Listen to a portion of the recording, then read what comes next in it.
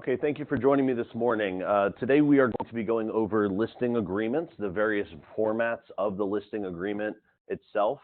Florida Realtors has pre-approved and standardized a few different formats of the listing agreement that we can go ahead and use both for sale and for rental listings.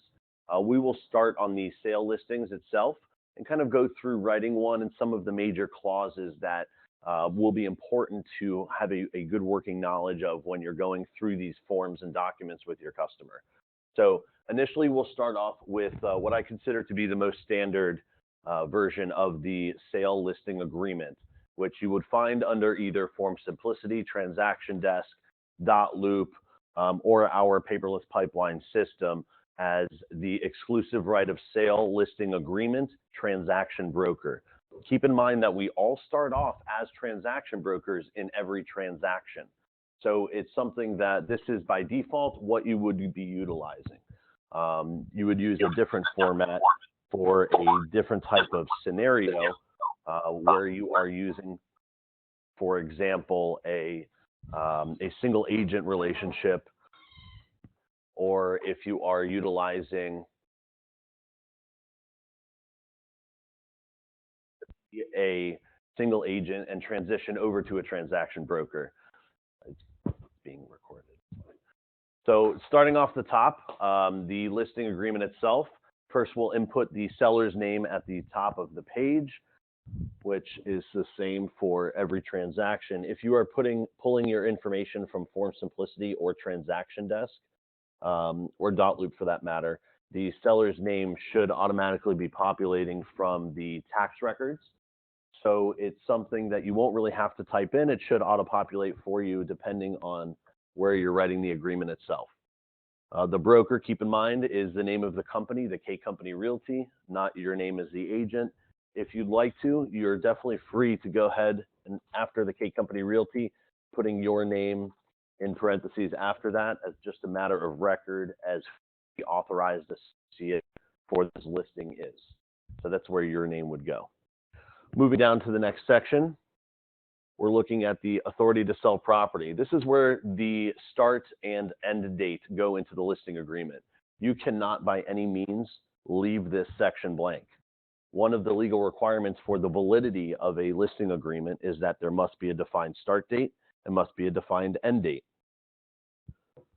So make sure that you are always utilizing this field, filling it out.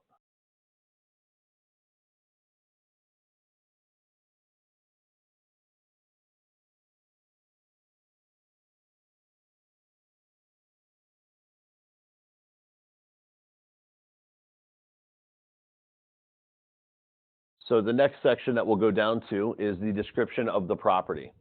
We haven't hit any section yet that I believe is very important to explain to your customer. When we get to those sections, I'll make sure I point those out to you. But description of property, the street address, as you can see, is the physical address of the property. And this auto-populated as I came from an MLS listing to open this document. I'm currently in Transaction Desk. It would populate in the same manner if you use Form Simplicity or Dot Loop or Transaction Desk the same as I did. The street address should populate itself under Section 2A, line 13. The next line below that is the legal description. Again, auto-populating. Make sure you include the full legal description, not an abbreviated version. This one automatically populated from the tax records when pulling the property information. So that would work. It doesn't need to go into more depth than that. As long as you're defining both the street address and the legal description, they should match each other in the tax records. Now, where do we go for tax records? For your local county, go into your property appraiser's website. You should be able to search the address of the property, and it will provide you with all the information that you need to know. Personal property, this is an interesting one. And this will kind of pertain to what you put into the MLS.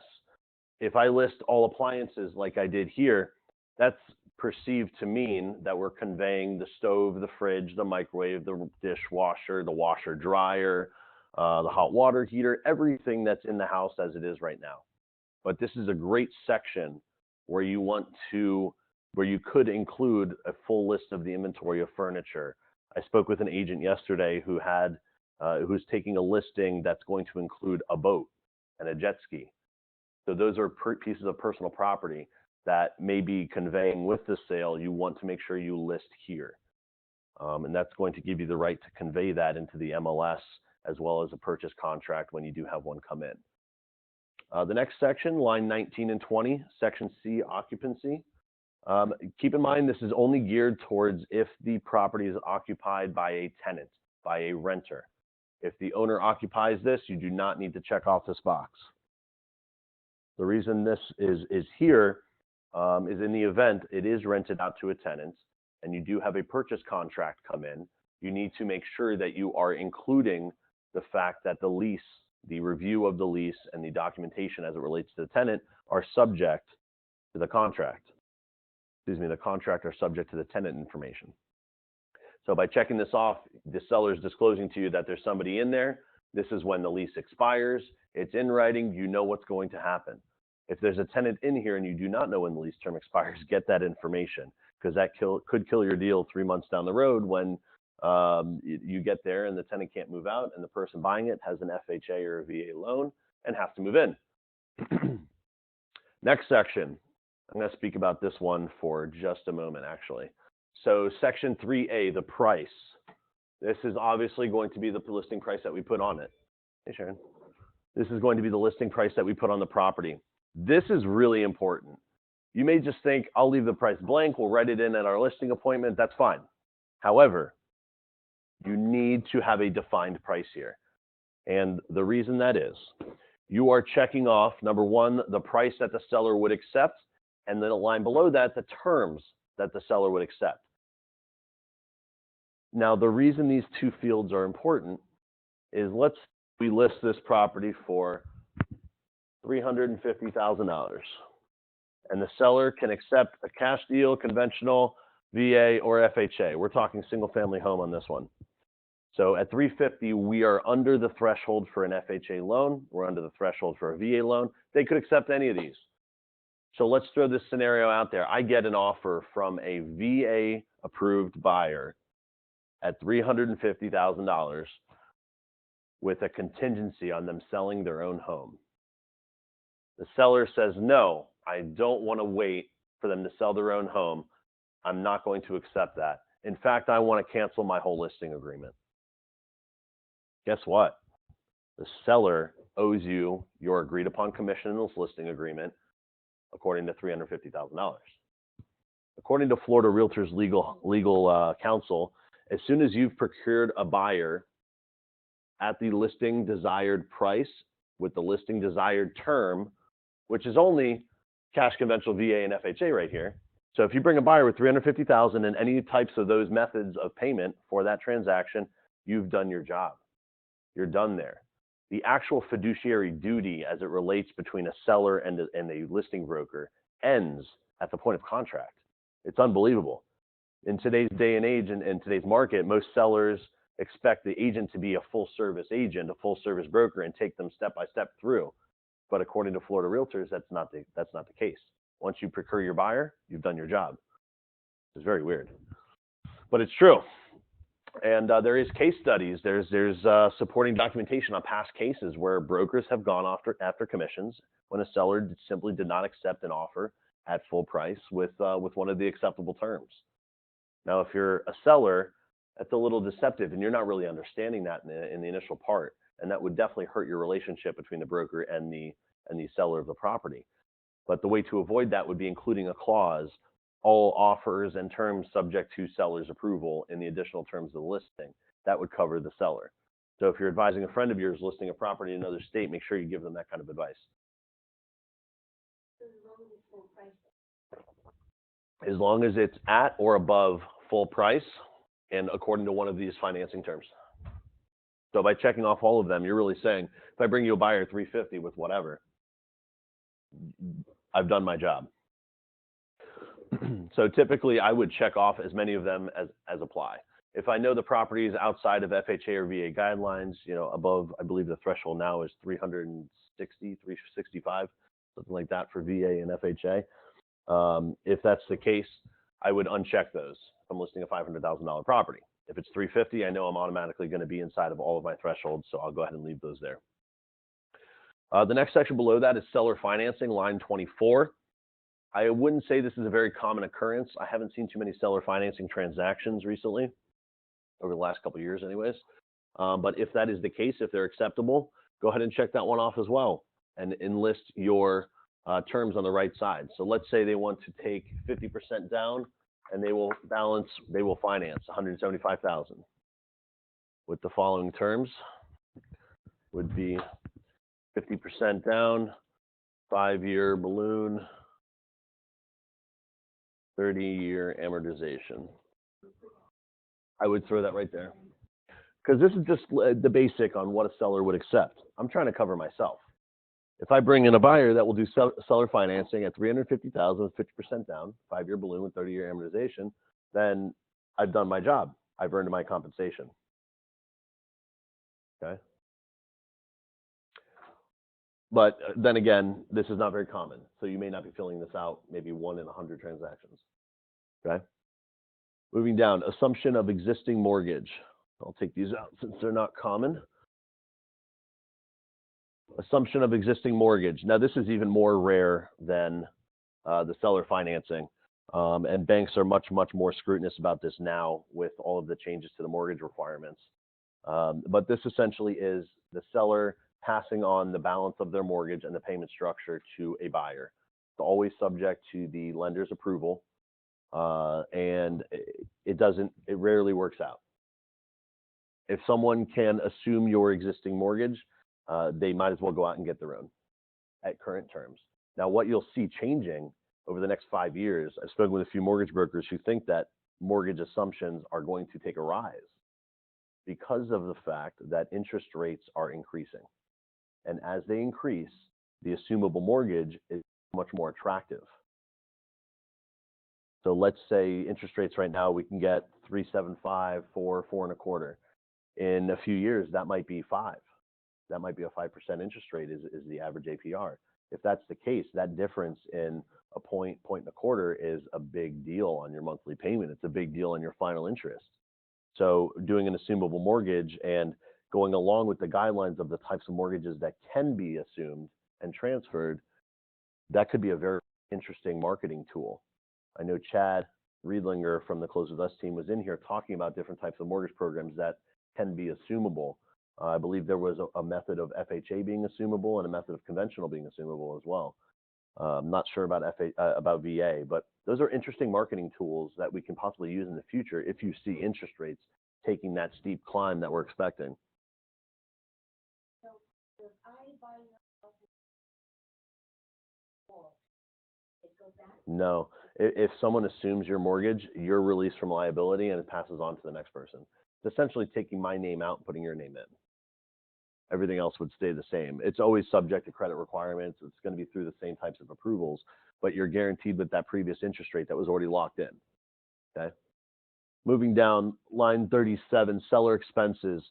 This is in the event the seller is going to be paying part of the mortgage points or origination fees or anything like that for the buyer. I don't think I've ever seen this filled out with anything but 0. The seller should never have to pay this.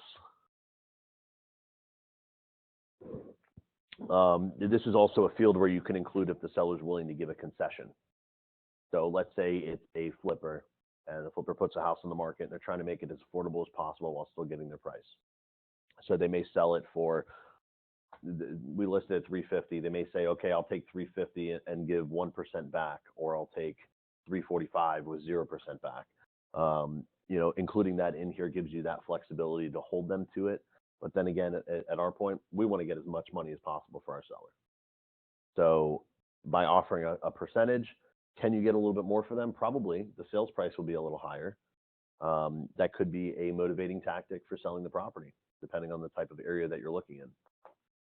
If you're marketing a property, a listing that is in an area that's primed for FHA buyers, taking a percentage, increasing your price a little bit, and taking that percentage to give back may be a pretty attractive thing to the buyer. So this is a section where the seller is giving a percentage of the purchase price to the buyer. You certainly could. That's the thing. Why would you use this? It could be a marketing tactic. That's really it. So if a property can be hard and difficult to sell, maybe it wasn't moving, maybe you're going after expired listings where they had the price up there and they don't want to drop the price. Instead of dropping the price, offer a percentage to the buyer. It's a different way to kind of tweak things and put it out there. Line 39, broker obligations. It's funny how this is the smallest section of the listing contract. Broker obligations is only to make diligent and continued efforts to sell the property until a sales contract is pending on the property. So we must make diligent effort to sell the property until it goes under contract. It's oddly enough where our fiduciary responsibility to the seller ends. I had a debate about this with one of the legal counsels from Florida Realtors, and she insisted I was incorrect, that we are not responsible through closing. It's actually through contract. All right, multiple listing service. The property will be placed in the multiple listing service. It's beneficial to the seller. That is just explaining to the seller why the MLS is beneficial and that we will be placing it in there. You are required by getting this listing agreement signed to place the property in the MLS. Every MLS is a little bit different. Most of them are 48 hours. Some of them are 72 hours. Some of them don't even have a requirement. They say within a reasonable amount of time. So essentially, if you do it within 2 days, you're covered. If you know you're not going to be placing the property in the MLS within a couple days, please add something in the additional terms saying when it will be placed, or seller agrees that it will not be placed in the MLS. So let's say you're working with someone who is renovating the property, and you'll sign your listing now, but they want to hold it out for 3 weeks because they want the pictures to come out when it initially comes on the market, which is what you want as well. You want the proper presentation from the day you go on market. So this would allow you to hold the property off the market, but you're disclosing to the seller by placing that in the additional terms that it won't be on the MLS. Otherwise, you're not only violating MLS policies, you're also violating the NAR Code of Ethics. So you need to make sure you disclose that. So if it will be, in summary, if it will not be MLS, add something in additional terms here.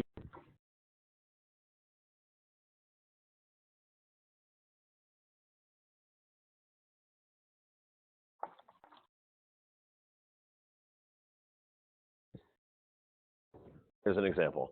Property is going to go on the MLS. Oops, typos. When seller approves to do so, to occur within 14 days. So within the next 2 weeks, the seller is going to give me authorization to go ahead and put the property in the MLS after we've had our pictures done, after we've had the property staged, whatever the case may be. But that is giving you the authority not to place that there. Okay, moving on to the next page at the top. The broker is authorizing the seller is authorizing the broker to advertise the property as the broker deems advisable. Don't check either one of these boxes. These are opt-outs, meaning you have the authority to do all of this unless this box is checked. Okay? If you check either one of these boxes, that means you have to put that information in the MLS accordingly. Display the property on the internet except the street address. That means at the bottom where it says address on internet, when you're placing the listing in the MLS, you have to say no. Now what happens? What chain of events occurs after that? If you say no to address on internet or display on internet, no to either of those, the property does not go to Realtor.com. The property does not go to Zillow, does not go to Trulia. You get too many calls with agents saying my listing's not on Trulia. My listing's not on Zillow. I go into the listing and they have address on internet as no, or they have AVM as no, or they have comments or blogging as no. You can't say no to any of those items at the bottom of a listing, or the listing will not make it there. So the initials, seller, are not needed there. They're only needed there if you're going to check this box. Okay, it's disclosing. It's making them acknowledge that they understand it will not be placed on the internet. Buyers searching on the internet for listings won't see your property. So don't come back to me and say that you don't see your property because you told me no. Don't ever check those off. There's no reason to check it off. Really no reason. Okay. They're also giving us authority to place for sale signs or sold signs in front of the property and use the seller's name in connection with marketing or advertising. you're really never going to use the seller's name to market the property, but it's giving you the authority to go ahead and place for sale or sold signs, riders in front of the house. And if you have a listing, you should have a sign in front. As long as you're able to do so with the association or condo covenants, you need to put one up. Obtain information relating to the present mortgage. So this would allow you to contact their lender and get the information as it relates to a payoff. I will tell you from experience, the lender is not going to utilize this as authority for you to get the information on their loan, and you really don't need it. If you ask the seller what their payoff is or a ballpark understanding so that you know if you're going into a short sale situation or not, they should be able to provide you that information.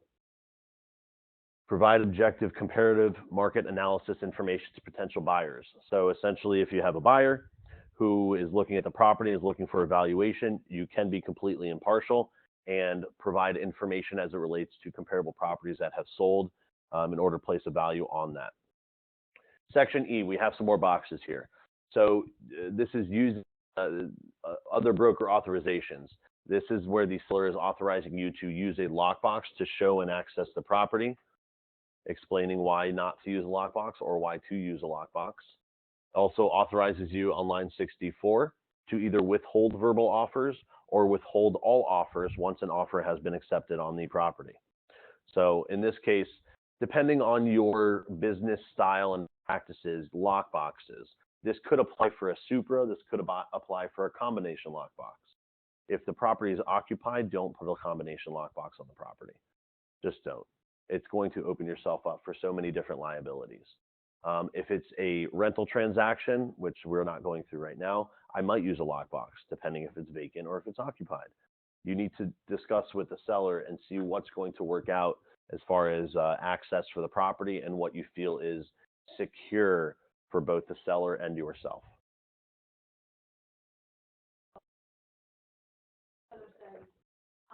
I don't want to know anything less than what that means well, a verbal offer is an agent calling you to say, hey, okay, my buyer would like it. We will offer you $325, all cash, closing in 2 weeks. Get back to me. That's a verbal offer. If you check off withhold verbal offers, all offers that you're submitting to the seller must be in writing. So if somebody gives you a verbal offer, technically, you're required to tell the seller, hey, we got a verbal offer, here it is, and go back and forth. Sellers hate verbal offers. They hate them. There's no validation to it. They could say yes, and then nothing happens.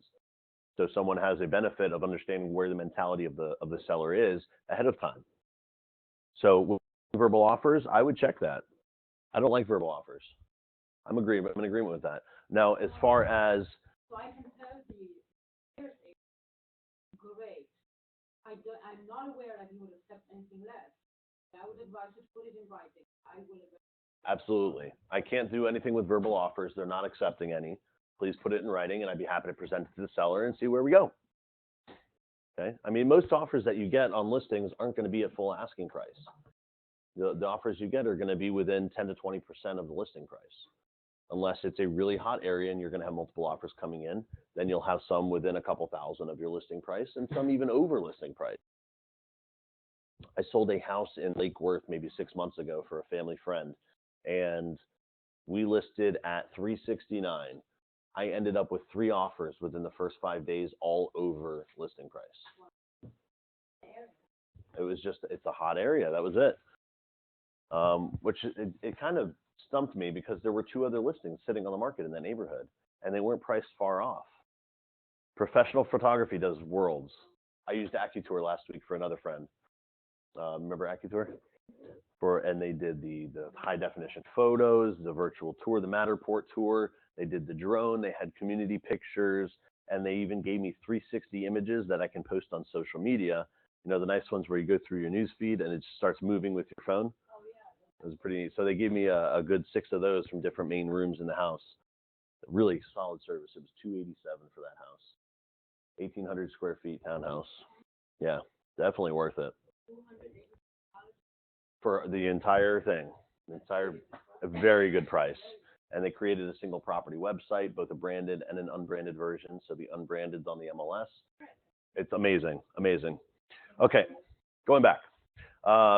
So if you would like to withhold all offers under listing price. Let's say you have a seller that says in a circumstance, okay, we're listing at 350. I don't want to hear anything less than 325.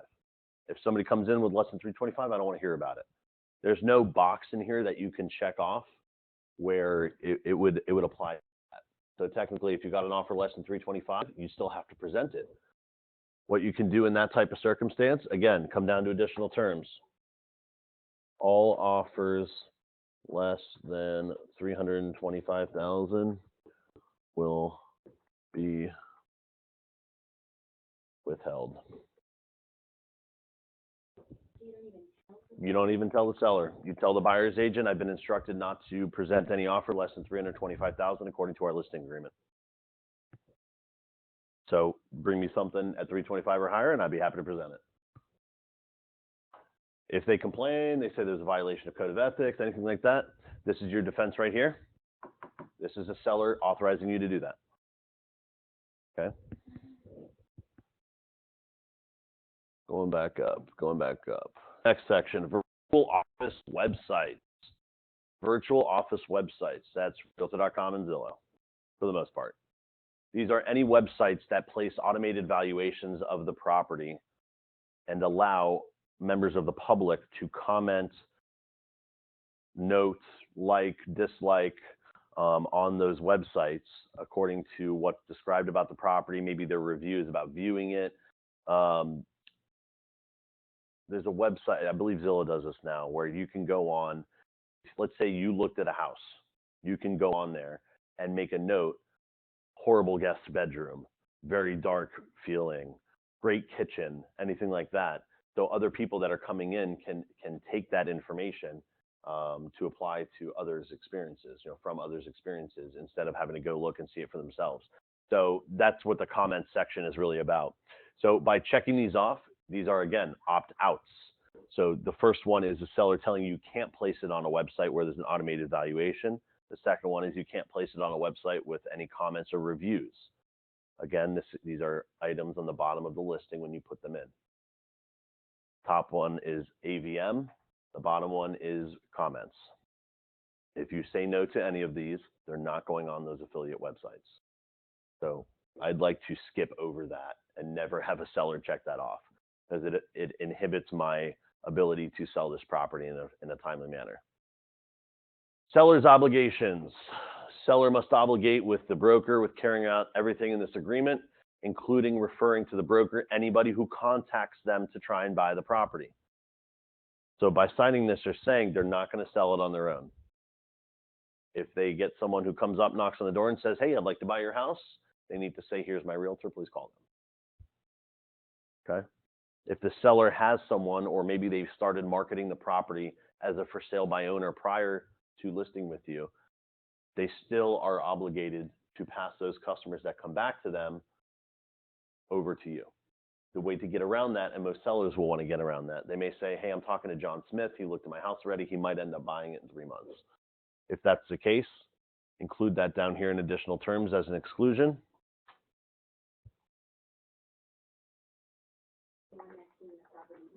Well, you want to list. You want to list. The reason being, you don't want the seller to continue to market their property, come and say, hey, this guy saw it before we listed. I don't have to pay you anything. You want to cover that list. In the event John Smith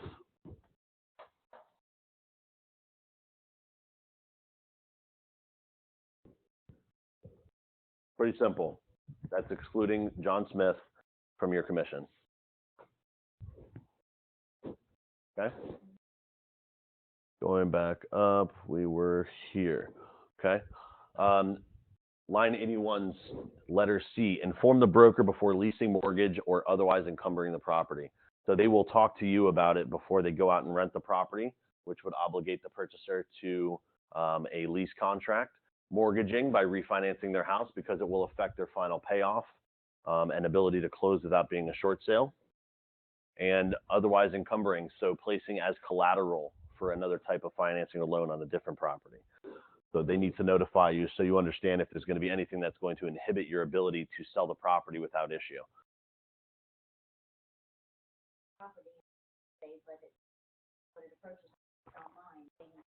No, not necessarily, because that's not creating a problem with this property per se. That's creating an issue for the other one. So let's say they put up, let's say they're going out and they want to do a $100,000 business loan, and they're going to place the equity of their house as collateral for it. Some banks will do that. They would need to tell you before that, because it is placing essentially a hold on this property in order for them to take that out. Okay. The seller also agrees to hold the broker harmless and indemnify all broker and agents for losses, damages, costs, and expenses, including attorney's fees or liabilities, because of the use of a lockbox. So let's say someone goes in, sees the property, and damages it. It's not our fault. Okay? When they were given authorized access, it's not our fault. Okay? Line E, 88. Perform any act reasonably necessary to comply with FERPA. Do we all know what FERPA is? FERPA, for foreign sellers. So this is the seller agreeing that they're going to comply with all FERPA regulations and assist you in getting that closed out. I haven't seen too many of those recently. I'm surprised with the influx that we had in foreign buyers. I would have thought we would see more of those. Next, make all legally required disclosures, including all facts that materially affect the property's value and are not readily observable or known by the buyer. This would mean disclosing here or the seller's disclosure itself, any code violations, liens, issues that they know that may be hidden behind. So let's say they know there's a roof leak that's active in the garage, and for some reason there's cedar ceilings and you can't see the water. That is an unobservable defect that the seller has to disclose. If there's a stain on the ceiling, they really technically don't have to disclose because it is very observable to the naked eye. Okay. If there's anything that comes up after the fact, the seller will inform you of any facts that change, like a code violation, they get cited for something, a lien, a lawsuit, a foreclosure notice, anything like that. Okay. And the seller will also consult appropriate professionals for legal, tax, property condition, environmental, foreign reporting requirements, and other specialized advice, because that is outside the scope of us as realtors and what we can provide. So tax implications, the FERPA implications, that's all outside of our scope. We're required to do things to a certain extent and refer out specialized items to professionals. Be very careful when you're doing all of this stuff not to come across as an attorney. Do not give legal advice. I spent 35 minutes on the phone with an agent on Tuesday about a scenario and I'm a transaction broker in the middle. What should I advise them to do? It was a very simple answer. She went on for about 20 minutes and I responded back and said, nothing. Can't do anything. Tell them to talk to their attorney. You can't, especially being a transaction broker in the middle with you're on both sides of the deal. You can't give any side advice. You're essentially a messenger as a transaction broker. You become the only person in a game of telephone. Okay, compensation. This is the total commission that will be in the transaction itself. So our standard is 6%. If you need to modify that, being at the K company, you definitely have the freedom to do so. Make sure you leave yourself enough percentage in here to offer commission to the other side of the deal. Okay? I would never drop that below 4%. At 4%, you're doing 2 to the buyer side, 2 to your side.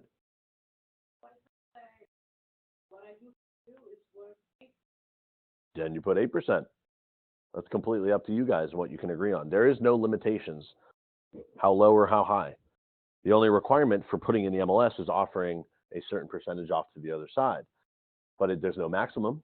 So if you want to do an 8% commission and do a 3 and a 5, it's not against any regulations. There's no violation of code of ethics. I did see one of those. Did see one. It was, it seemed like it could have been a little sketchy though. It was a grievance committee case where the listing agent was working with some Norwegian nationals and they didn't speak English. They did an 8% commission. Offered 3 to the other side, a 3 and a 5. which I don't think it ended up closing anyways, but it's a matter of deception. You need to be able to justify that you're doing something extra for that extra. There you go. That's justified. That's justified. I would say that is definitely justified. If you are going to manage the entire renovation process, they live in Europe, you're here, you're every day at the project. If you're not going to be doing like a project management and charging them for your services there, then definitely do it at the closing. And that should be agreeable to them as well, that they're only going to pay it when they sell the property. I think that's a great utilization of it. So in here is also where you would include, that's the total commission percentage. And if you're charging a transaction fee or processing fee, this would be a good place to put that as well. So 6% of the total purchase price plus $495. Again, we don't have any mandatory transaction fee, no mandatory processing fee, so you don't have to do that. If you choose to, that would be a place to enter that. I'm going to take it out because I never use them. Okay. The next section, section B, would be in the event that a lease. I never charge transaction fees, so I'd leave that blank. But if you choose to do so, a $299, a $295, maybe you just want to charge them the $59 or $79 fee back to them. You can place that in here. If I'm doing a listing for my cousin or my sister, for example, and I'm not going to take a commission, I'd put 3% here that I'm going to offer to the other side, 3 or 2%, whatever, and then I'll put my transaction fee, what it'll cost me to the office, in this section as well. That way, they're going to cover my expense. I'm not going to take a commission, and we'll pay to the other side. Okay. Depending on when you joined us, that's either a 59 or a 79. So going as if it's a full commission of 6%, I'm going to leave that here. The next section below that, line 102, this is for in the event a lease option or a rental with an option to purchase is going to be exercised instead of selling. So let's say you end up renting this out for a year with an option to purchase after 6 months. If that option is exercised, this is a section that you're going to protect yourself on a percentage. So I'd probably put 6% in here as well. You never know. Lease options are super rare, but you never know. They're rare to come across, let alone how rare the few of them are to actually go through and exercise that option. Okay. The next section, we're still talking commissions. In the event that you lease the property out, this will cover you for a commission on a rental if that happens to change. So if you do a lease with an option to purchase, this would cover the lease portion, and the section above, which we just talked about, would cover the option if it's exercised. Okay. So in this section, if you're doing 1 month, that's equivalent to 8.3%, or you could do a 10%. Okay. 10% would be 5 to you, 5 to the tenant's broker. Okay. Now this is the interesting part. Line 108. It's a little bit about what we talked about earlier with the commissions. Broker's fee is due in the following circumstances. Number 1, if any interest of the property is transferred, whether by sale, lease, exchange, government action, bankruptcy, or any means of transfer, regardless of whether the buyer is secured by seller, broker, or any other person. So your commission is due if they transfer the property regardless. Let's say they do a swap. They find someone in Colorado and they end up swapping houses, the Colorado and the Florida homes. You're due 6% of the listing price. Period. Okay. If the property is sold in a bankruptcy settlement, you're still covered on your 6% of the listing price. You would go into part of the bankruptcy action. Okay. If the seller procures their own buyer and they're excluded on the additional terms that we talked about, you're still covered with your 6%. Seller's still liable to pay you. Okay. Number 2, if the seller refuses or fails to sign an offer at the price and terms stated in this agreement, defaults on an executed contract, or agrees with a buyer to cancel an executed sales contract, you're still due your commission. That's interesting, isn't it? If you bring a buyer, we're at $350 with any type of term. If I bring a buyer with $350,000 FHA loan, and the seller says no, you are due your 6% commission. If the seller elects not to close at the closing table for whatever reason, you're due your 6% commission. Does that happen? It does. You have to sue them, which costs you money, but the prevailing party usually gets their attorney's fees paid. But essentially, you have to sue them, or the broker has to sue them. Yeah. Okay. And the last scenario was defaults or agrees with a buyer to cancel. That's an interesting part. So in the event there's a release and cancellation done on a transaction, technically you could still go after them for the 6% commission. Let's say you go under contract, there's an inspection period, and it cancels. If that contract was at listing price or above, with the terms listed on the listing agreement, you can still go after that commission. Depending on the circumstances, we probably would say no. But so wait, if the property is listed at 1.4. Property is listed 1.4. Comes in at 1.1. No, that's not appraisal. Oh, Appraisal comes in at 1.1. Okay. Mm-hmm. You can go after the seller for the commission on 1.4. Yeah. Nobody's going to do that. When the buyer says, oh, I'm sorry, no. Nobody's going to do that, though. Okay. That's in the event it depends on the circumstances. Okay. So you have a property listed at 0.4. You get a contract at 1.1, or you get a contract at 1.4. Okay. We're full asking price, full terms of the listing agreement.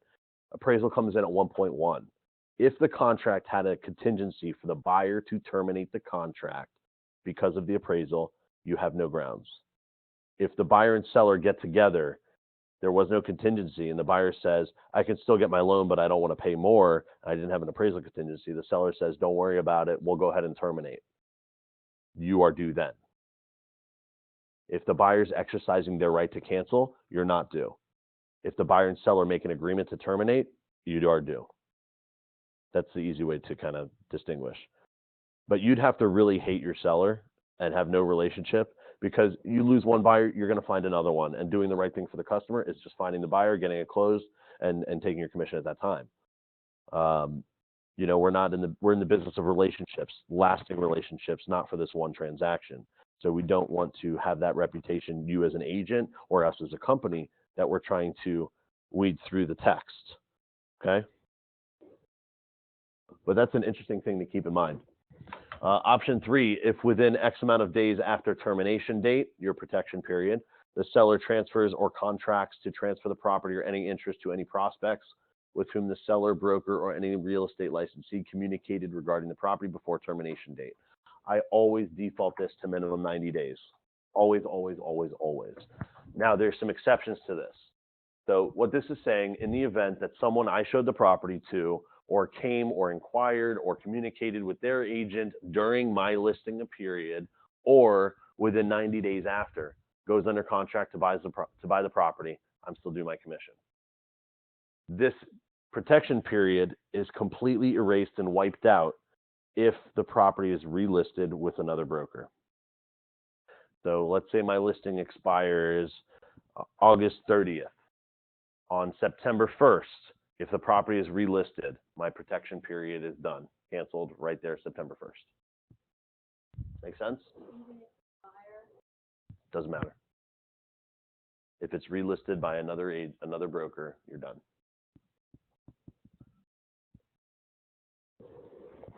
Next section, retained deposits. As consideration for broker services, broker is entitled to receive X amount of all deposits that seller retains as liquidated damages for a buyer's default, not to exceed the paragraph 8A fee. Paragraph 8A is the total commission. So that was the 6% that we put in there. So let's say there's a $50,000 deposit on your $1.4 million listing, and the buyer defaults and the seller retains that $50,000. The percentage in here is the percentage of that deposit that we're going to take, not to exceed our commission. So let's say we put nothing. It defaults at 50%. I'm going to leave it blank. I used to put 50% and have to argue with sellers. Now it defaults at 50. So are you saying you do not return that to the buyer? If the buyer defaults, not if they're canceling within their rights. So if they cancel within their inspection period, they're within their right. There's no retaining of deposit. If they get They cancel within the timeline of their loan approval period.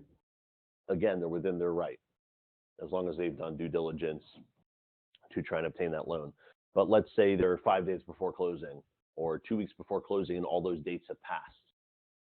The buyer is in default of contract and the seller has the right to make a claim on the escrow deposit. So let's say in this event, on that $1.4 million listing, we have a $50,000 escrow deposit. On 1.4, I'd probably have a little more than that. But let's say we have $50,000 in escrow and the buyer defaults. We're entitled to $25,000. Okay. On a $1.4 million sale, let's say you were lucky enough to get your seller to do the full 6% on a $1.4 million listing, you can retain a deposit up to $84,000. $84,000. So that would mean an escrow deposit of up to $168,000. You would still get your full commission if they defaulted and retain that deposit. Now keep in mind, if a buyer defaults, they're not just going to walk away and say, okay, seller, you can have my 50 grand. That's not going to happen. So they may default, you can go back on market, and the seller and the buyer can fight over that deposit while you're still marketing the property. An escrow dispute does not prohibit you from selling the property to somebody else. As soon as the contract's in default, go back on market. Really? Yeah, that's why I asked all these questions, because I basically have, oh my God, just imagine he's still listing the house. Then But you relisted with the K company, right? I will, of course. But Once you relist it, you're covered. yeah, but it still has to stop it. Oh, they haven't done that yet. You have been outside, but Who, Ben? no, the landlord. Okay, I didn't do that much. So Okay. it's not- I gotcha. Any questions about retained deposits? Great. Next, section 9, compensation. But wait, we already did commission. What happened? This is a commission that's being offered to the other side in the deal. So the first section with commission had to do with the total. This is the amount from the total that we're offering to the other side. And if you notice, there are 3 sections that we can check off. There's to a single agent, there's to a transaction broker, and there's to a non-broker, no brokerage relationship, non-representative. These are the 3 sections that you see in the MLS. It gives me goosebumps when an agent comes in and says, well, that's my commission as a listing agent, and that's the buyer's agent commission in the MLS. The MLS only shows commission offered to a buyer's agent. Whether you're a single agent, transaction broker, or non-representative, it only shows the buyer's side of the deal. You never see the listing agent side in there. So if I'm doing the full 6%, in here is where I would place 3%, 3%, and 3% in all 3 sections. If you don't fill out all 3 sections, you cannot put all 3 onto the MLS. Okay? If you're offering a bonus, this is where a bonus would go. $1,000 bonus, $1,000 bonus. Things along those lines. Okay?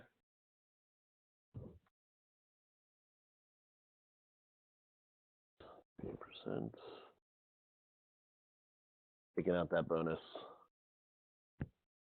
Today's market, you rarely have to offer a bonus unless the property is super difficult to sell. And I don't know about you, but if I see 10 properties that my customer would like to see, I'm going to show them all 10. I'm not going to push them on the one that has a bonus because it's a relationship business. I want to do what's best for them, not what's best for my pocket, to a certain extent. All right, line 127, broker relationship. You're using the standard transaction broker listing agreement. It's defining here what a transaction broker is. We'll act as a transaction broker. We'll deal honestly and fairly. We'll account for all funds, use skill, care, and diligence, etc. We all know what a transaction broker does. So this is defining to the seller what a transaction broker is. 11, conditional termination. Conditional is the important part here. Okay? If you conditionally terminate a listing, they cannot relist with another broker. If you unconditionally terminate or outright cancel a listing agreement, it can. When you conditionally terminate a listing, it goes into withdrawn status in the MLS.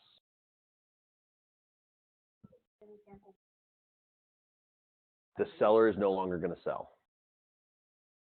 If they change their mind, they're no longer going to sell, I would conditionally terminate. A W goes in, which means it cannot be relisted by another broker. The MLS will not allow it to go in until the expiration date of your listing. So essentially it's saying if they honestly don't want to sell, a conditional termination will not be an issue. If they balk at the conditional termination, it's because they want to relist with another broker and they're lying to you. They want to avoid telling you, I don't want to work with you. Okay. So what the field in here is a cancellation fee. So because if you bring a buyer at the listing terms and price, you're due your commission. If they want to get out of that obligation and remove it from the market, you can place a cancellation fee in here. Depending on the property, what I intend to do for marketing, I'll either put a 0 or 500 in there. 500 just covers me for a waste of my time. And the 0 meaning if they don't want to work with me, I don't want to work with them. That's it. Now, keep in mind that that's not the only fee. If you read this, if the broker agrees to conditional termination, seller must sign a withdrawal agreement, reimburse broker for all direct expenses incurred in marketing the property, and pay a cancellation fee. So let's say you went out, you held an open house, you bought a custom sign for in front of the house, you sent out flyers with the property specifically on it, you did an email campaign specifically with that property. It can't be a general marketing, a general canvas. It has to be for that property specifically. You get reimbursed for those costs. Keep your receipts. Okay? Next. Dispute resolution. Okay. This agreement will be construed under Florida law. All controversies, claims, and other matters in question between the parties arising out of this agreement or breach of this agreement will be first attempted to settle through mediation through the American Mediation Association or other mediator agreed upon by the parties. If litigation arises and you go to court, the prevailing party will be entitled to recover reasonable attorney's fees and costs unless the parties agree that disputes will be settled by arbitration. Here's how arbitration works. Everybody should initial in this section, period. Everybody should. Because it's much nicer to go to arbitration than it is to go to litigation. Much, okay? If disputes are not resolved by mediation, they'll be settled by neutral binding arbitration in the county in which the property is located, according to the rules of the American Arbitration Association, otherwise known as AAA, except for the roadside, or other arbitrator agreed upon by the parties. Each party to an obligation will pay its own fees, costs, and expenses, including attorney's fees, and split the cost of the arbitrator.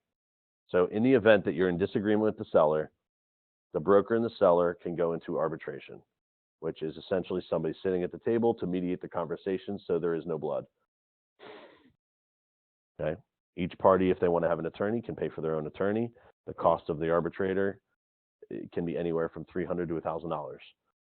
Okay. The cost of the mediator, the arbitrator, would be split between the two parties. If both parties don't agree to go to arbitration, it goes straight to court, and you have to sue each other. That's no fun. Okay, pretty simple. It's just disclosing to the seller what their rights are according to the listing agreement if they don't agree. Okay. Miscellaneous is just stating it's a legal contract. A faxed copy, a scanned copy are considered originals.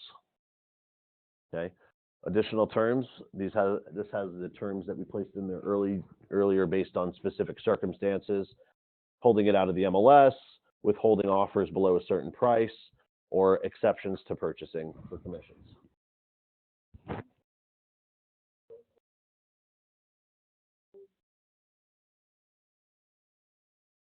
You could include that here if you want to include like plans, drawings, schematics, things like that. That really has more to do with the buyer and the seller, but you could include that here if you want to obtain a copy, for example. Seller will provide broker with copies of plans or drawings or schematics, anything like that. Previous permits, that should come as part of the purchase contract. There's stuff in there about providing anything that the seller has possession of. So I wouldn't necessarily need to obligate them to that here. Okay. Going down, we have just our signature sections with contact information. Seller signature, there's 2 spaces. And broker, obviously, there is a space down here. You as an agent can sign off in this section right here as the authorized sales associate for the transaction, which is another reason that I would list my name at the top here. K Company Realty, parenthesis, my name. Okay, it's identifying you as the authorized associate. Make sure you give a copy of the final signed version back to the seller. Every month at grievance, I have at least 1 or 2 cases that come up where the key point is the seller never got a copy.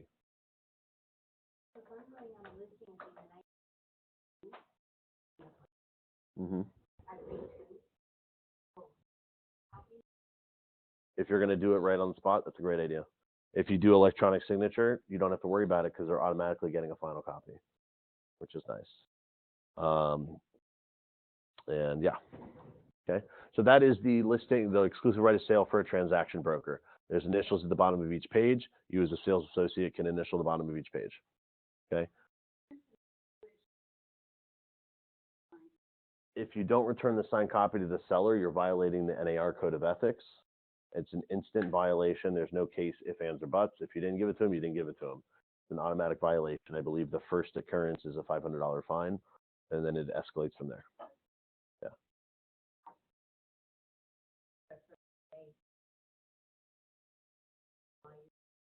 You know, that's a good question. I'm not sure if it renders it null and void. I don't believe it would.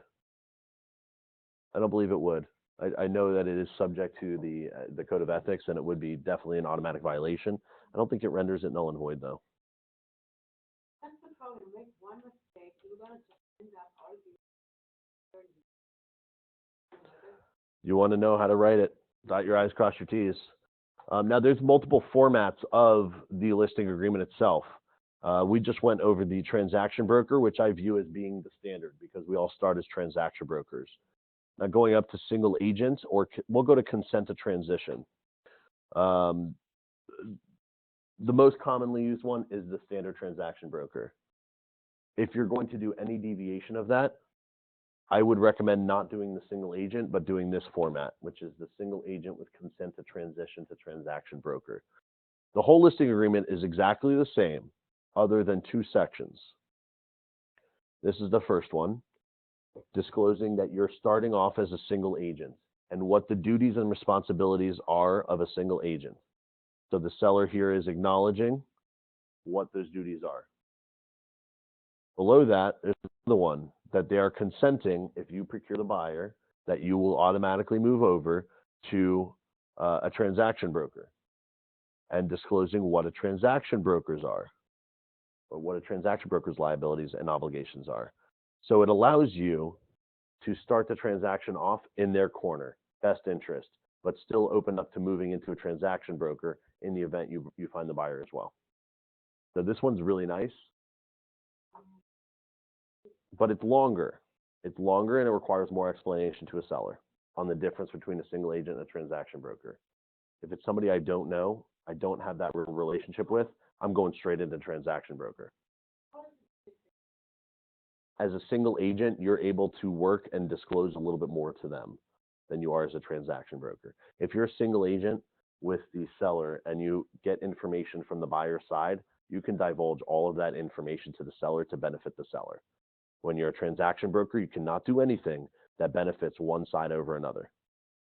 So anything the buyer tells you that may benefit the seller as a transaction broker, you can't tell them. You have to keep that information to yourself. As a single agent, you can do everything to benefit your side. That's the difference. That is the biggest difference. Okay? So that's the only difference between these 2 listing agreements. The standard transaction broker doesn't have these 2 sections. The single agent with consent to transition has both of them. The single agent one only has a single agent notice. If I'm going to do a single agent one, I'm doing this one. I want to have the ability to have the other side in the event I find one. I will normally go straight into transaction broker. It's the shortest listing agreement. It's the least amount of questions and problems for the seller. I'm going straight to transaction broker. You're already covered. You're already a transaction broker. So you don't have to do any additional paperwork. Okay. Some agents prefer to start as a single agent. They feel it gives them that warm and fuzzy feeling to a seller that they're in their corner. I'm in here. I'm in the fight with you. You know, we're going to do it together. But if I find the buyer, then no. Okay, so I just start off as transaction broker. The perception to a seller is that you're there to work and getting it sold for them. I don't need to necessarily work to an advantage of one side over another. I need to do, as a transaction broker, you need to balance things out, essentially pass messages to get the deal done. Your obligation is to the deal, to the transaction and getting it closed, as opposed to benefiting the buyer, benefiting the seller, or representing each side. Okay. Next, we will go, any questions about exclusive right of sale? Excellent. Next thing we'll go into is the exclusive right to lease. This is the rental listing agreement. And we'll run through this pretty quickly. There aren't too many unique fields in here. So the top is the same as the sales listing agreement. You have the owner's name or seller's name, and then you have the broker, which again is the K company, or in parentheses, your agent name. The same rule applies as far as a start date and an end date for the listing agreement. Still a legal requirement in order for it to be valid. If you have a listing agreement, whether it's a sale or a rental, and you leave either of these fields in section 1 blank, it is null and void. You must have a defined start and a defined end. Okay. Section 2, description of property. It has very similar sections to the listing agreement for sale. The top is the physical address. Then we have the legal description. If you're writing this in Form Simplicity transaction desk.loop, it automatically is going to populate this information for you. Okay. Personal property, including appliances. If the property is fully furnished, this is where you want to list that inventory. If the property is only including appliances, you include that. If there's a washer dryer, you want to include that. If it includes kayaks because it's on the intercoastal, you want to list that. This is where you list everything that's going to come inside the property. Next, occupancy. Is it currently occupied? This is again by a renter, by a tenant. If the owner is currently living there, this section does not get checked off. The information that you're getting here is what you'll be putting into the MLS. Available date would be the date after this lease term expires. So if the property is currently rented out, we'll check that off and we'll put the expiration date. Let's say it's August 30th, 2017. For I'd list, so in the MLS, I would put September 1st as my available date. Next, rental rate and terms. This is just like in a sales listing. These are the terms that would be acceptable to a landlord. You can either put the yearly amount, which would be, let's say we're doing a $2,000 rental. Right here is where I would put $24,000 because that's the annual rent. Or if we're doing it based on monthly numbers, we'll do a monthly rent of $2,000. Okay. If you're doing a short-term rental, vacation rental, seasonal rental, anything like that, you would change that and place those rates into the weekly or the seasonal section.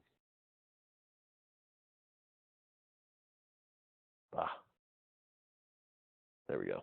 I'd put that into the weekly or the seasonal section and define what season is if you're doing seasonal. If it's going to be weekly around the clock, then you'll just do weekly and not have to worry about the seasons. In this case, we're looking for $2,000 per month. Next section, that specify any services such as water, garbage, association dues that are included. Let's say this is a single family home, so nothing is included. Let's say the landlord wants to continue to pay for the yard service and the pool maintenance to ensure that it's being done. This is where you would list those items that the tenant's not going to be responsible for. And by listing it here, it's just putting your agreement with the seller in writing on what they're agreeing to do, or the landlord, excuse me. Putting your agreement into writing with the landlord on what they're agreeing to do so that you can convey that with the rights to convey that to a prospective tenant. Okay? Advanced rents, deposits, and fees. The advanced rent and deposits will always be held by the owner. We do not have an escrow account as a broker. We're not going to hold it. It goes to the owner. Upon move-in, everything's being transferred to the owner. The question is, are they going to be keeping it in a non-interest-bearing account, like an escrow of a trust account, things along those lines, or will it be going into an interest-bearing escrow account? Or will it be going into a interest-bearing escrow account? If that's the case, technically the tenant's supposed to receive 5% per year simple interest. Any balance of interest will accrue to usually the owner. However, it never happens. It really never happens. So by default here, I would check off owner and I would check non-interest bearing account.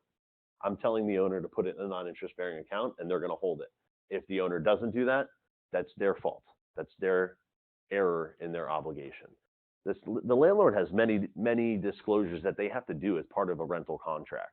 When you have a tenant move in and place a security deposit, the landlord has to notify them where it's being held and if it's an interest-bearing account or not. I can't remember the last time I saw one of those notices. Nobody ever says anything, which is it's a big loophole that many landlords leave themselves open for in the event there is a dispute on the deposit when they move out. But then again, most tenants don't know the law to be able to apply to that. But if they go with a crafty landlord-tenant attorney or real estate attorney, they're going to hit that right on. You know, they eat those 3-day notices, 7-day notices, eviction notices. They eat that stuff alive. One typo can destroy your entire eviction. Okay, so next, advanced rent. Let's say you're going for first, last, and security. This is where I put my $2,000 for my last month and my $2,000 for my security. I don't need to put the first month rent in here because that would be paid according to the lease upon occupancy, upon taking possession. So this is only what's going to be passed on as part of the remainder of the contract. Advanced rent covers any prepaid rent. For example, they're paying 6 months up front. 5 months would go under advanced rent. The first month will be paid at move-in, and the security deposit, of course, will go there as well. Let's say this landlord is acceptable to taking pets, and they'd like a refundable or non-refundable pet fee. Depending on if it's refundable or non-refundable, will fluctuate the amount. If you're going to do a refundable fee on a $2,000 rental, it might be another $500, maybe $1,000 if they have a pet. This will only apply if the tenant's going to have a pet as well, and you'll need to make sure that this shows on the contract to lease or the lease itself. Okay? Credit report fee. I usually don't put this on there because the tenant's going to have to pay their own application fee to provide a full profile to us when applying for the property itself. So I'm not going to charge a credit report fee to pay to the landlord as part of this process. If you're inside of an HOA, make sure you check off association application fee. Find out how much it is. Typically they're $100, but there's definitely some that are more. Okay. You mentioned you can sign up for the background check. Yeah, absolutely. We do have that program you can set up for through the K company. It's a company that we essentially signed up for, and they gave us instructions on how agents in our company can sign in under our umbrella. So I have step instructions on where to go on their website, where to put your information, and you must list the K company on there, so they list you under us. You pay per search. So if you take an application, for example, and run a full profile, you get the full credit report, national background, and national eviction checks for $30 for its entirety. Now, if you just charge the buyer, the tenant, the $30, you have them pay the $30 directly, or you charge them an application fee. For example, we do $50 per person here. The 20 is for our time to go ahead and do that and maintain the records. So we charge 50, we pay 30. They pay you. For us, we take a credit card because we have that ability. For you, it can be done in cash, money order, check, however you want to take it. Or you can pass it on and just have them pay the $30 direct. I can find it for a month agreement, rental. 1 month rental, yeah. 10,000. I do want to. Of course you do. Of course you want to verify that regardless of the term, whether it's 1 week, 1 month, or a year. You're going to want to verify who's in there because you don't know what's going to happen. It's in the landlord's best interest to have a good general profile of what the tenant is like. Of course you want to do this. Well, this is association application. This is not the background, the initial processing or application fee. This is in the event there's an association, like a homeowners or a condos. You're disclosing here what the fee is that they charge in order to apply to that association.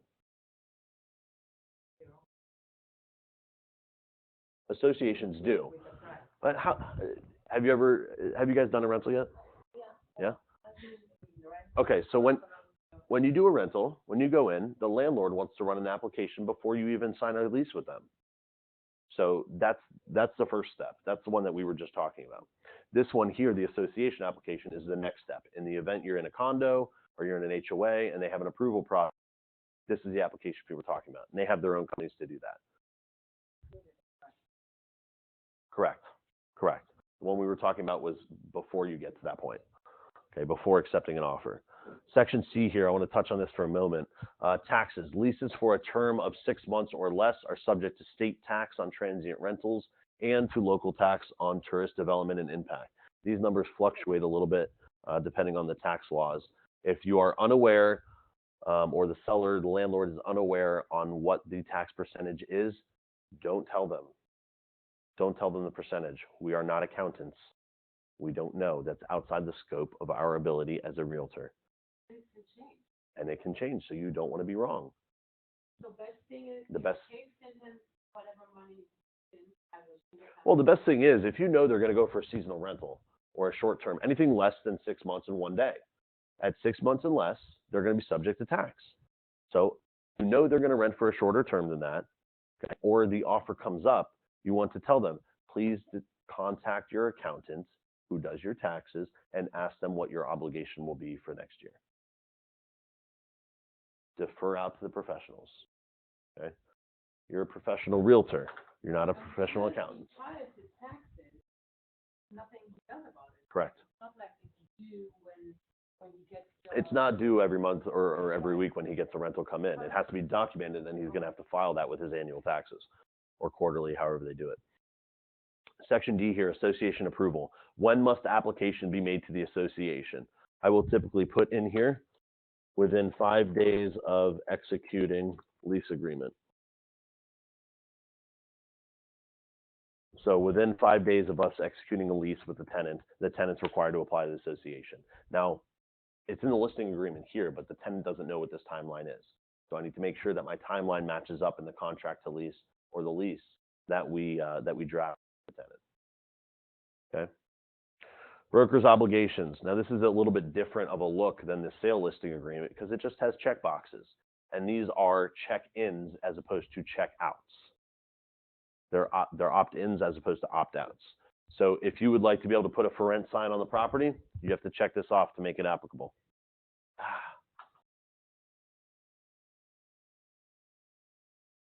We have to check this off. If you want to use the owner's name in marketing, you have to check that off. You're probably not going to, so I wouldn't. If you want to use a lockbox, whether it's a combo or a Supra, you'd have to check that off. Okay. Now this one, make sure you read this completely. Request a credit check on prospective tenants at owner's expense. So if the owner is going to pay the application or the owner is going to pay the credit check, you would check this off. If the tenant's going to pay it, you don't check it off. 9 times out of 10, the tenant's paying for it. So don't check that off. Leases on behalf of owner. But the owner still must execute a special power of attorney authorizing the broker to lease the property on the owner's behalf. Usually that's not checked off. The landlord is going to sign their own. If you have, this would come up in the event that there's a property manager that's responsible, and the property manager is also listing the property, where they hold a special power of attorney or limited power of attorney in order to sign leases or rental agreements on their behalf. So usually that will not get checked off. Compensate any sub-agents or cooperating brokers in a transaction except when not in the owner's best interest. Yes, we're going to pay another agent, so we'll check that off. Withhold offers to lease once owner enters into a lease agreement. Of course, I don't want to have to keep presenting contract to leases and applications and packets if we already have a lease executed and we're going in. I may keep people on the back burner as backups, but I don't need to present those offers unless something falls through. Make a final inspection and inventory check of property at conclusion of lease. Unless I'm managing this place, I do not want to check this box off. This is not at the beginning. This is at the conclusion of the lease. So by checking this off, you're liable at the end of the lease when this tenant moves out that you found. When this tenant moves out, you're responsible to go do the walkthrough a year down the road. I am not checking that off. The next one, complete lease forms as permitted by law. So that means that we are able to go ahead and prepare the lease on behalf of the landlord by filling in the blanks. That is what is permitted by law for us. Complete and sign the lead-based paint and hazard certification on owner's behalf. This would allow us to initial and sign the lead-based paint disclosure on their behalf. I like to check this one off sometimes, depending if we're doing electronic signature or not. If we're not doing electronic signature, I'm going to check that off because every landlord will miss a signature or initial spot. Every one of them. It's very confusing the way that the lead-based paint is laid out. And I spoke with Florida realtors about this, and they said it's a federally regulated disclosure that we can't change the formatting of. So, unfortunately. But if you're doing electronic signature, it doesn't matter if you check this one off or not, because the landlord will automatically have the click on the initial spots where they need to do it. Any questions about that section? Next, advertising. Now we're back to similar to the listing agreement for sales. These are opt-outs. Pay attention to the bold so you understand when it's an opt-in or opt-out. Broker will use diligent efforts to advertise the property on broker as broker deems advisable, including advertising on the internet, unless limited below. We do not want to check off to remove it from the internet. We do not want to check off to remove the address from the internet. Again, if you check one of these off, it has to go in the MLS that way, and it will not show up on Zillow, Realtor, Trulia, et cetera, et cetera, et cetera. Same thing goes for Section B there, virtual office websites. Same as we talked about in the listing agreement for sales. If you check off any of these boxes, it has to go into the MLS that way with the fields that correspond to them, and the property will not be listed in these syndicating websites. Section 5, owner obligations. This is what the owner is liable to do. Obviously, they're going to carry out the obligations in this agreement, including providing documents that the broker needs, like the application for the association, the rules and regulations that we have passed on to a tenant, all of that stuff they're required to give us. Okay. Section B, that any inquiries that they get about renting the place, they will defer to us in order to pursue for them. Okay. Section C, to make property available for broker access during reasonable times and furnish broker with the following keys. This is where you will list what the landlord is giving you to access the property. If they're giving you the mailbox key, the front door key, and the pool key for the common area, you want to check those off here and put one to the unit, one to the mailbox, one to the pool. Maybe they gave you a garage door opener. Maybe there's a security key fob, one of those magnetized things that swipe you into the door. That's where you would want to list all this here. This is documenting what the landlord is giving you, so this is all you're going to be held liable for. The landlord can't come back and say, I gave you 2 key fobs and 1 key to the pool room, and that's $100 a key. This is what you got, okay? To notify the broker in the event the owner or a tenant terminate the lease prior to the lease expiration. To inform the broker before conveying the property. It's essentially to provide the broker information. Let's say they turn around and they want to sell it. They need to tell you because you're trying to lease it out. Just like the listing agreement for sale had a prohibition on leasing the property. It's listed for sale. This one has it going the other way. Okay. Letter F, that the lockbox, if utilized, will be for the benefit of the owner and to release those working by or through broker from all liability and responsibility in connection with any loss. So if any loss occurs or damage occurs as a result of accessing through the lockbox or a member of the local board of realtors, we will not be held liable. Section G has to do with equal housing, not to restrict the rental of the property according to all of the equal opportunity housing sections. Letter H, to provide a written approval or denial of any applicant who is a service member. Now, this changed pretty recently. Service members are required to get a written approval or denial if you're not going to accept them, along with a reason of why. And the reason this got included in this as default now is in the past, active duty military, if they were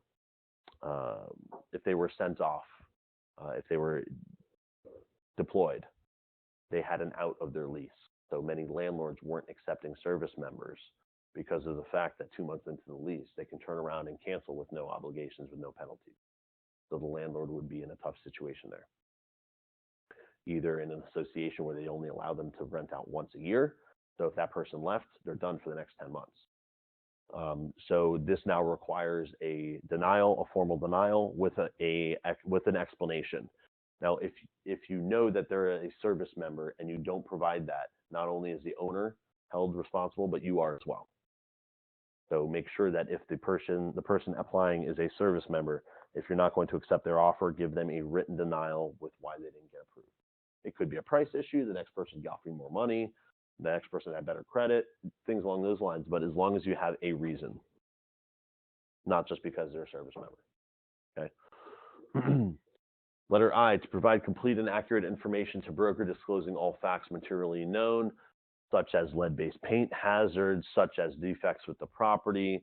Let's say you know that the back door doesn't lock. They need to tell you that so that you can pass that information on. If they intend to fix it, it needs to be fixed before move-in.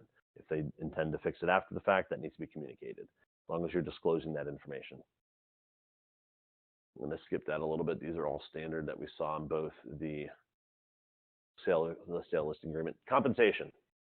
Here we go. This is the total compensation broken down just like it was in the sale listing agreement. We have the total compensation in the first section.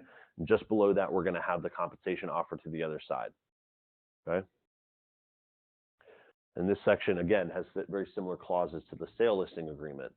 Owner agrees to compensate broker, including paying any applicable taxes on broker services, if owner enters into a lease of the property with a tenant during this period, regardless of whether the tenant fulfills the term of the lease, or if during the leasing period, the broker procures a tenant who is ready, willing, and able to lease the property, or terms acceptable to the owner.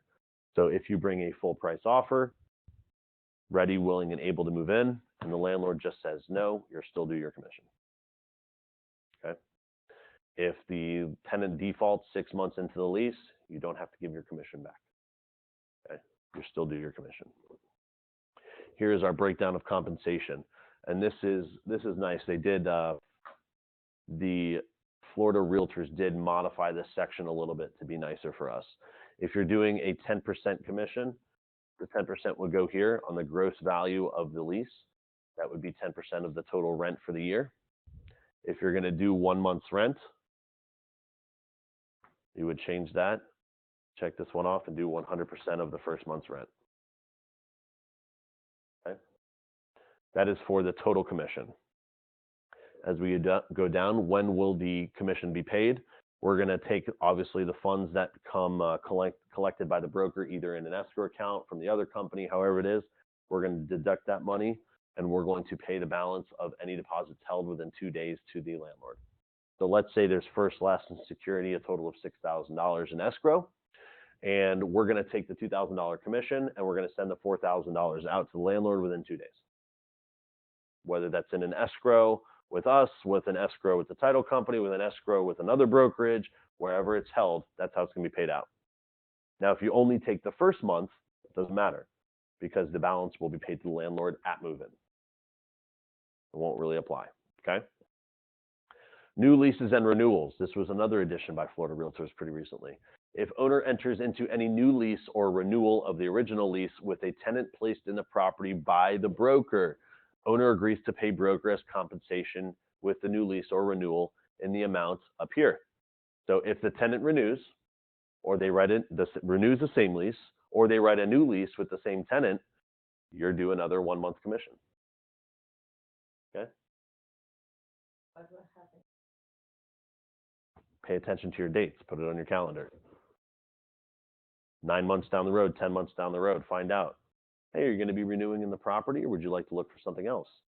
It allows you to earn another commission on a renewal, or them moving out to a different place, or them buying.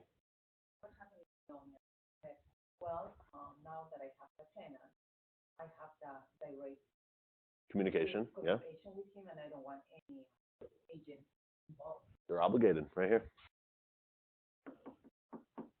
They're still obligated to pay you. Even if they write a lease themselves, even if they write a lease with an attorney, doesn't matter. Your listing agreement protected you on any renewals with this tenant. That's a pretty new addition, actually. That came out in a revision just a few months ago. The contract to lease also says that exact text there as well. We'll see it. We'll see it next week. This day, next week, I'm doing another training here on leasing contracts, which is going over the contract to lease and the lease itself, which you'll see that in there. Protection period, the same protection period as from a sale listing to a rental listing. If within X amount of days, again, I usually do 90. After the end of the leasing period, owner leases the property to any prospects that we procured, you're still due your commission. The protection period cancels if the owner relists the property with another broker. Same thing like a sale. Okay? Number 7, this is the compensation from the total that we had above, that 100% of the first month. This is the compensation that we're offering to the other side. So we'll check off, just like in the sale, there's 3 different designations that a tenant's agent can have, and we're going to offer them 50% of the first month. So we're taking a full month and we're offering them half. If we did a 10% listing on the top, instead of the 50% here, we'd be putting 5% in here. That section, and that section. Okay? It's gonna be online first. Yes. That's why I'm going quickly. Early termination, just like conditional termination on the listing agreement for a sale. If the owner decides not to rent it, here's your cancellation fee. On a rental, I usually don't put anything in here because they're still responsible to reimburse us for any direct marketing expenses. However, if they don't want to rent it out anymore, it's understandable, and I want to maintain that relationship. I'm not going to try and charge them anything. Some people put 300, some people put 500, some put 100. Depends. I put 0. They don't want to work with me, I don't want to work with them. The same arbitration clause is in here from a sales listing to a rental listing, recommending that we go through mediation and arbitration prior to going to litigation. The cost of the arbitrator would be split between the 2 parties, and all other expenses you pay your own. This is the nice part. In the sale listing agreement, we have 4 different listing agreements. There's only 1 rental listing contract, and all you have to do is check the right box. So in here, there's no reason to do anything but check single agent of owner with consent to transition. In this case, I am in the pure side of the landlord unless I bring the tenant myself. If I procure the tenant myself, I become the middleman, where I'm passing messages in between to just help facilitate the transaction. There's no reason not to do that one in this. Okay? Moving down, we just have the signature page. Same thing happens if, in the additional terms, if the landlord is marketing it on their own or had done in the past. If you want to exclude any particular person, you can write that as an exclusionary here. Perhaps there is something the landlord would require. For example, tenant must earn 3 times the monthly rent, must be able to show provable income, must have a credit score of 700. Specific requirements that you want to make the listing agreement subject to. More often than not, it's just going to be completely blank, pretty clear cut. You're looking for a tenant at this term, at this price, and this is how it's going to work. That's it. Okay, below that, we just have our signature sections, and that's it. Any questions about the rental listing contract? Excellent. So we went over today the listing agreements for sales and the listing agreements for rentals. Thank you for coming.